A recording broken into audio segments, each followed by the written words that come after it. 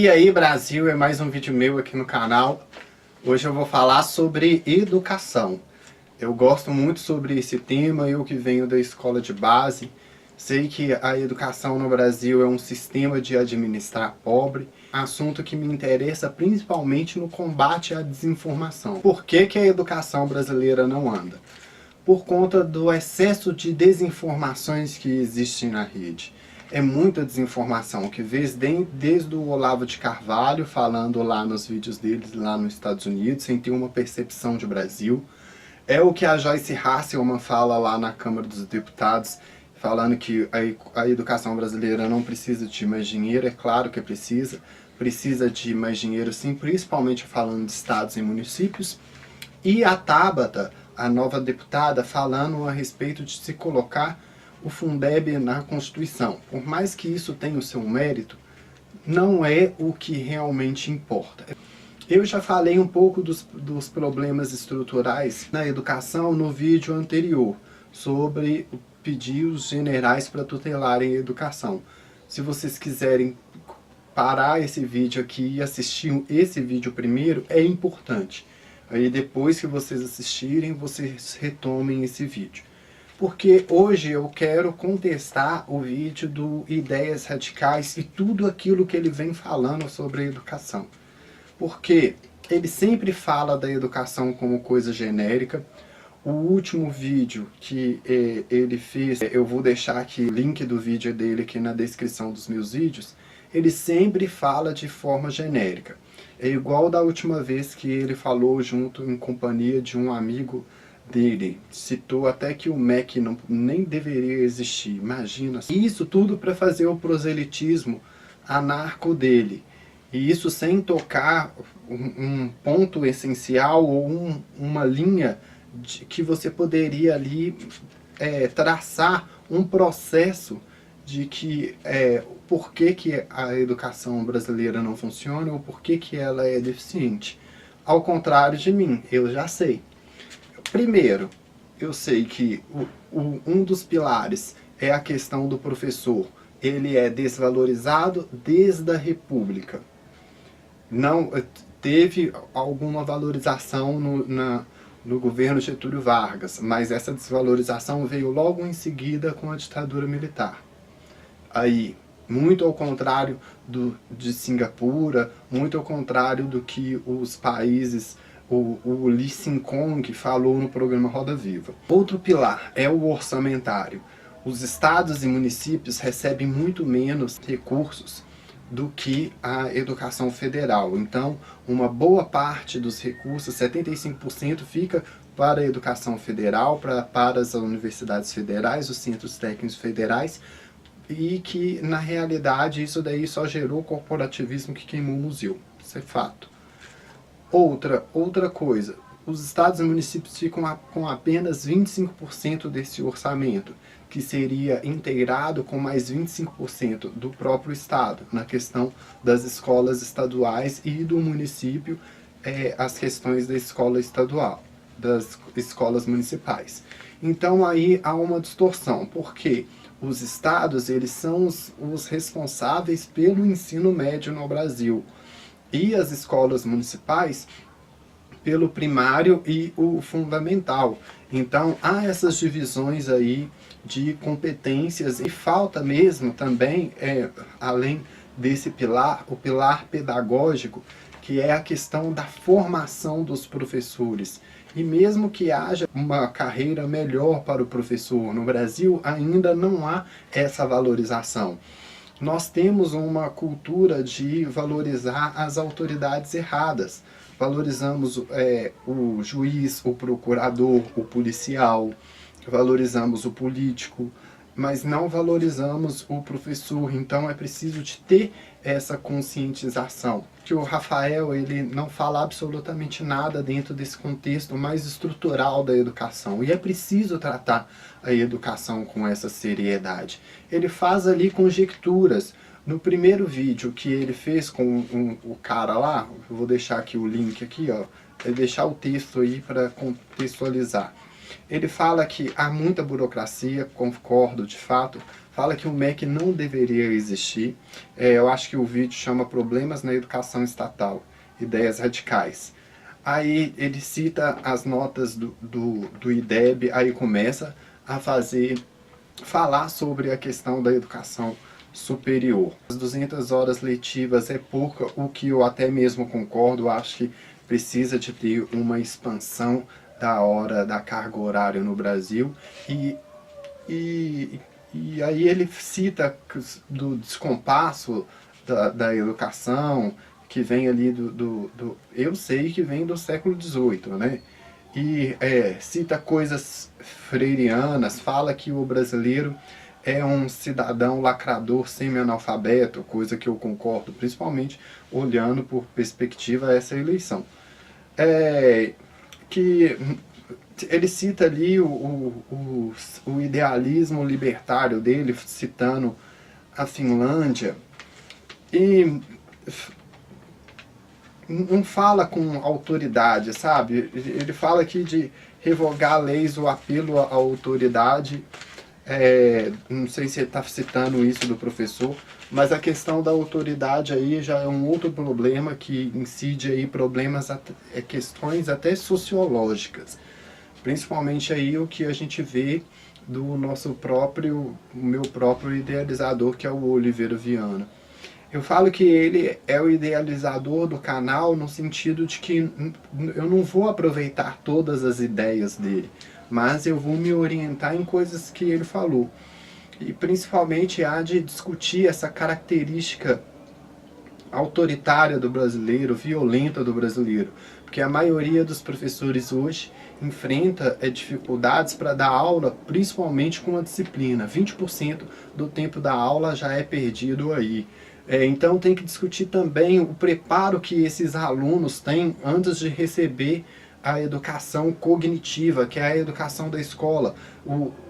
Infelizmente, o professor ele sofre a consequência da deficiência da má educação de um aluno que não é educado em casa. Porque às vezes a mãe está envolvida com trabalho que ela tem que alimentar, sustentar a sua família, e ela é mãe solteira, que é o que acontece nessa grande maioria da questão educacional do Brasil, e o Brasil é um país de abandonadores de lares, e quando você olha o nível, a comparação entre os alunos da classe média, dos resultados deles, para o aluno da classe mais pobre, aí você vê que o gap ainda é maior, a distância ainda é muito maior. É porque a história institucional da educação sempre foi criar gaps na educação desde do Leôncio de Carvalho, por mais que ele tenha sido libertário e tinha ali um desejo de melhorar a educação, ele vai acabar trazendo consequências piores, porque se vai criando gaps na educação, se distancia, a qualidade da educação pública não é boa, não é a melhor. E a privada também não é uma das melhores, se comparar com outros países da América Latina. Nossa elite ela é mal educada. Eu vi isso, o Gianetti falando isso no programa Painel WW sobre a questão das elites brasileiras. Então é preciso discutir a educação brasileira com mais seriedade, para que ela tenha objetividade, ganhe corpo. A opinião, a audiência de todos os youtubers tenha noção daquilo que é realmente essencial para a educação. É necessário ter esse olhar estratégico e holístico da educação e avaliar os seus problemas através dos seus pilares. Eu falei aí a questão do professor, e posso incluir um pilar somente a questão da carreira. Eu posso falar aí da questão orçamentária, que eu já citei, da cultura institucional de depredar o professor. Aí está na hora de nascer uma contracultura que venha desse inútil aí, desculpe aí, é pesada, mas ele é um inútil, Ricardo Vélez. Ele movimentar ali toda a sociedade civil, os organismos da sociedade civil, os sindicatos, as federações e confederações, envolver estados, municípios, envolver legisladores federais, municipais, estaduais, numa campanha em prol da alfabetização. Depois dessa meta aí pode-se alcançar uma superação aí na questão do analfabetismo funcional, que ainda também é grande, e a partir daí fazer um planejamento estratégico para a educação. Tipo, falar assim, ó, nós estamos nessa situação, nós queremos chegar nessa. Aí, beleza, só que nesse meio do caminho tem etapas para se cumprir. A primeira etapa, vamos lá, colocar ali, acabar a alfabetização em 40% e jogar uma meta para cima, entendeu? E ali, depois que concluir o analfabetismo, de uma maneira horizontal na sociedade brasileira, aí se vai atacar os analfabetismos funcionais, entendeu? E a partir daí ter uma visão de ter um lugar sempre a chegar. Aí, alcançou os problemas, beleza, queremos ser o topo da América Latina na educação, aí superamos o topo da América no seu contexto geral, incluindo a América do Norte, a América Central e no contexto da América toda. E saindo aí, porque a gente tem segundo a entrevista do Lee Sin-kong na Roda Viva, ele falou que só o nosso orçamento da educação é quase o PIB deles. Eu vejo ali ele e o Augusto Nunes ali falando sobre isso. Então, tem que investigar mais. Vamos investigar mais. Vamos, pelo amor de Deus, gente, a gente tem que ter consciência, não pensar na gente mais assim nesse sentido, nessa falta de solidariedade. A gente tem que pensar na educação como ponto de transformação e tem que acabar, criar essa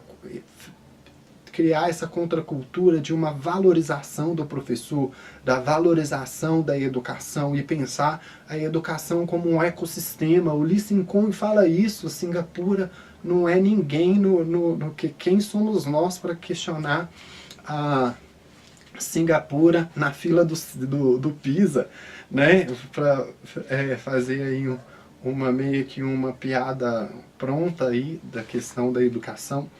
E ele fala que é preciso pensar a educação como um ecossistema, acabar com essa visão carreirista da educação, de formar ali um profissional. Não, a gente está ainda nesse conceito atrasado. Quem dera eu tenho um caminho para trilhar ainda nas obras da Hannah Arendt, porque eu sei que ela vai falar sobre a educação entre o passado e o futuro. É um livro dela que está aí na frente. Eu tenho que terminar ainda o da Revolução. Então, assim, conhecimento, pelo menos, você pode querer me julgar. Eu ainda não tenho um canal grande, não tenho um monte de visualizações, mas o meu primeiro vídeo sobre educação, aquele lá que eu contesto o Olavo de Carvalho, ele tem informações verdadeiras sobre a educação, de que ali a educação brasileira, a história institucional da educação brasileira nunca foi de incluir ninguém, nem o pobre, nem o negro, nem ninguém. Ela só serviu para as elites e ela continua sendo assim. Então, é preciso pensar a educação do ponto de vista do professor. Eu concordo com o que ele falou, é preciso de inovar, mas vai discutir isso com a burocracia do MEC. Vai discutir isso com o corporativismo da educação federal. Precisa inovar? Precisa sim. Gente, tem pesquisa aí que pode ser feita aí para investigar e trazer aí conteúdo de qualidade a respeito da educação brasileira. O vídeo já está longo, eu espero que vocês tenham gostado desse conteúdo.